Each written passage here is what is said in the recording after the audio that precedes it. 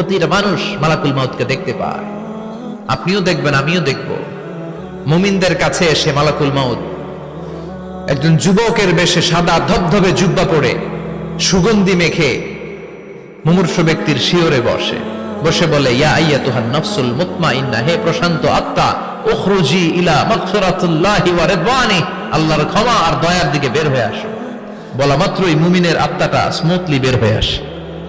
কাফান মিন আকফানিল জান্নাহ, হানুত মিন হানুতিল জান্নাহ, জান্নাত থেকে আনা সুগন্ধি কাফনের মধ্যে পেঁচিয়ে তিনি রূহটাকে নিয়ে ইল্লিনে চলে যায়। সরাসরি দেখে মালাকুল মাউতকে। আর যারা ইসলাম বিরোধী, কোরআন বিরোধী, তাদের সামনে এসে মালাকুল মাউত ত্রাস সৃষ্টি করে। আগে ধমক। হাইওয়েতে মাঝে মাঝে ডাকাতি হয় না? বাসগুলোর মধ্যে যখন ডাকাতি হয়, বাসে থাকে 50 জন, ডাকাত ঢুকে 5 জন, এই 5 জনের ভয়ে সবগুলো পেশাব করে দেয়। কারণ ত্রাস সৃষ্টি করে। এসেই চাইনিজ কুড়াল দিয়ে আগে কুবায় দেয় 4-5 জনের। রক্ত দেখে কি দেওয়ার সব আগে রেডি করে রাখে। মালাকুল মাউত এসে কাফের, নাস্তিক, মুশরিকদের সামনে সেরকম একটা ত্রাস সৃষ্টি করে। ভয়ে লোকটা কাঁপতে থাকে। ওর কাছে ভদ্র ভাষায় কথা বলে না, সুন্দর জামা পরে আসে না, কালো কুচকুচে চেহারা, ভয়ঙ্কর একটা রূপ নিয়ে, আকৃতি নিয়ে ইসলাম বিরোধীদের মাথার সামনে আসে। দুর্গন্ধযুক্ত চেহারার দেহ নিয়ে ধমক দিয়ে বলে, ও পাপাত্তা, ইয়া আইয়াতুহান নাফসুল খাবিসা উখরুজি ইলা গাদাবিল্লাহ, হে পাপাত্তা, আল্লাহর রাগ, ক্রোধ আর গজবের দিকে বের হয়ে আয়। মুমিনের আত্মা বলার সাথে সাথে যেমনি মুমিনের দেহ থেকে বের হয়ে জান্নাতি কাফনের ভেতরে ঢুকে, কাফেরদের আত্মাও কি এরকম তাড়াতাড়ি বেরোতে চায় নাকি? কাফেরদের আত্মা বেরোতে চায় না। ডানে দৌড়, বায়ে দৌড়, সামনে দৌড়, পেছনে দৌড়, আহা, দৌড়াদৌড়ি করে।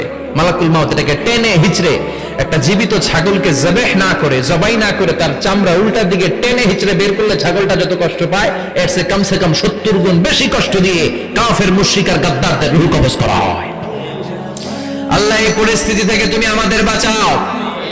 মুমিনদের রূহ যেমনি কবজ হয়, ওইভাবে রূহ কবজের ব্যবস্থা করে দিও। ঈমানের মৃত্যু নসিব করে দিও, শাহিদি মৃত্যু নসিব করে দিও। আমাকে শহীদ করে সেই মিছিলে শামিল করে নিও, যে মিছিলের নেতা মীর হামজা, খুবাইবে খাব্বাব, আল্লাহর কাছে ছিল অতি প্রিয়, শামিল করে নিও। আমাকে শহীদ করে সেই মিছিলে শামিল করে নিও। পড়েন আমিন। আর জোরে পড়েন আমিন। তার মানে বিমান দুর্ঘটনায় হোক, কিংবা লঞ্চ ডুবিতে হোক, কিংবা আগুনে পড়ে হোক, কিংবা আত্মঘাতী হামলায় হোক, যে যেখানেই মারা যায়, কবরের 3টা প্রশ্ন তার জন্য আছে না নাই? ইসলাম বিরোধীদের জন্য প্রশ্ন 3টা, আপনারা যারা মুমিন তাদের জন্য 4টা, আপনাদের জন্য একটা বেশি। আলহামদুলিল্লাহ। কোন কবরে এসে প্রথম প্রশ্ন করবে, মুনকার নাকির যখন চলে আসবে, 40 কদম যখন আত্মীয় স্বজনরা লাশটাকে কবরের মধ্যে দিয়ে 40 কদম চলে যায়, তখনই ফেরেশতা চলে আসে। আহা, শেষ, সব শেষ। এসে পরীক্ষা শুরু। মার রব্বুক, তোর রবের নাম কি? চিল্লায় বলেন, আমাদের রবের নাম কি? আমরা বলবো রব্বি আল্লাহ, আল্লাহ আমারে রব। দমে দমে তনু মনে তারি অনুভব। পড়েন, আল্লাহ আমারে রব। তোমার দুনিয়াতে আমি যেদিকে তাকাই, অথই নিয়ামতে ডুবে আছি সবাই। পাখপাখালির গানে শুনি তাসবিহ কল রব, তাসবিহ কল রব, আল্লাহ আমারে রব। প্রথম প্রশ্ন, তোমার রব কে? আমরা বলবো আমাদের রব আল্লাহ।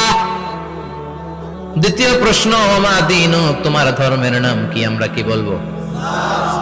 তৃতীয় প্রশ্ন, বিশ্বনবীর চেহারা দেখিয়ে বলা হবে, আতারিফু হাদার রাজুল, এই লোকটারে চিনো নাকি? আমরা বলবো চিনি, আমাদের প্রাণের নবী, ঠিক কি না? চাঁদের চেয়ে সুন্দর তুমি নবী আমার কমলিওয়ালা, দু জাহানের বাদশা তুমি প্যারা নবী সাল্লে আলা, চাঁদের চেয়ে সুন্দর তুমি নবী আমার কমলিওয়ালা, ঠিক কি না? তিনটা প্রশ্নের যথাযথ উত্তর যখন দিয়ে দিলেন, আপনার জন্য অতিরিক্ত আরেকটা প্রশ্ন করা হবে, ওয়ামা ইলমুক, তোমার নলেজ কি? তিনটা প্রশ্নের উত্তর যে তুমি করতে পারলা, কিভাবে পারলা, কেমনে জানলা? নকল করে বলছো নাকি জেনে বুঝে আসছো? নকল হয় না? এখন তো পরীক্ষা চলতেছে বোধহয়। কি পরীক্ষা? এসএসসি পরীক্ষা। নকল হয়? কৃষ্ণপুরে নকল নাই না? এখন মনে হয় এগুলো একটু কমছে। একটা সময় ছিল অনেক নকল হইতো। পাঞ্জাবের ভিতরে নকল, পকেটে নকল, টুপির ভিতরে নকল, মৌজার ভিতরেও নকল, এমনকি মেয়েরাও নকল করে পরীক্ষার হলে আসে না নাই? স্কেলের মধ্যে লিখে নিয়ে যায়, হাতের মধ্যে লিখে নিয়ে যায়, ওড়নায় লিখে নিয়ে যায়, কাপড়ে লিখে নিয়ে যায়, আসে না নাই?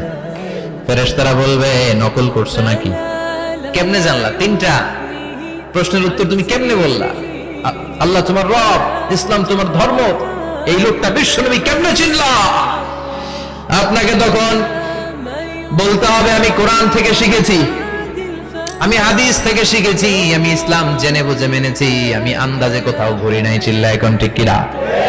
আপনাকে বলতে হবে, এজন্য শিখতে হবে, প্রতিনিয়ত ইসলাম সম্পর্কে জানতে হবে, আখের গোছাতে হবে, জীবনটাকে আলোকিত করতে হবে। চিল্লায় বলেন ঠিক কিনা? চারটা প্রশ্নই যখন হয়ে গেল, ফেরেশতারা বলবে আহলান ওয়া সাহলান ওয়া মারহাবান বিক, খোশামদেদ, কংগ্রাচুলেশন, খোশামদেদ, কংগ্রাচুলেশন, সব প্রশ্নের উত্তর তুমি পেরেছো। ফায়ুফসাহু লাহু কবরুহু ৭০ যিরান, আপনার কবরটারে ৭০ হাত লম্বা করে দেয়া হবে। ওয়া ইফতাহু লাহু বাবুন ইলাল জান্নাহ, আপনার কবর থেকে জান্নাতের দিকে দরজা খুলে দেয়া হবে। ওয়া ইলবাসু মিন লিবাসি আহলিল জান্নাহ, জান্নাতের দুইটা রেশমি কাপড়ের পোশাক এনে আপনারে পরিয়ে দেয়া হবে। আর বলা হবে নাম কানাউমিল আরুস, ঘুমাও, sleep, you should get some sleep now, তোমাকে লম্বা সময় পাড়ি দিতে হবে, ঘুমাও। কানাউমিল আরুস, যেমনি বর বাসর রাতে আরামসে ঘুম দেয়, বাসর রাতে যেমনি বর কনেকে নিয়ে মধুর ঘুম দেয়, তুমিও ঘুমাও, কেউ তোমার ঘুম ভাঙবে না। মালাক ইসরাফিলের কিয়ামতের জন্য ইসরাফিলের সিংহায় যে ফুৎকার আছে, ওই ফুৎকার ছাড়া কোনো কিছুই তোমার ঘুম ভাঙাতে পারবে না। আলহামদুলিল্লাহ পড়েন। আল্লাহ আমরাও যেন চারটা প্রশ্নের উত্তর দিয়ে লম্বা একটা ঘুম দিতে পারি, পড়ে না আমিন। ওয়াম্মাল কাফির ওয়া আহলুশ শিমাল, আর ইসলাম বিরোধী যারা, তাদের সামনে আসবে মালাকান আসওয়াদান আজরাকান, কৃষ্ণ বর্ণের দেহ, নীলাভ বর্ণের দুটো চোখ, গায়ের রং কালো, চোখের রং নীল, দেখতে কেমন লাগে? আলিফ লাইলার ভূতের মতো। কথা কন, গায়ের রং কালো, চোখের রং নীল। ফেরেশতা দুইটা আসবে, এসে ত্রাস সৃষ্টি করবে, এসে বলবে বল তোর রবের নাম কি? মার রব্বুক। ইসলাম বিরোধী মুশরিক, কাফের, নাস্তিক, এরা বলবে আমি জানি না আমার রবকে, আমি জানি না, আমি তো আজীবন শুধু চেয়ার করেছি, মদ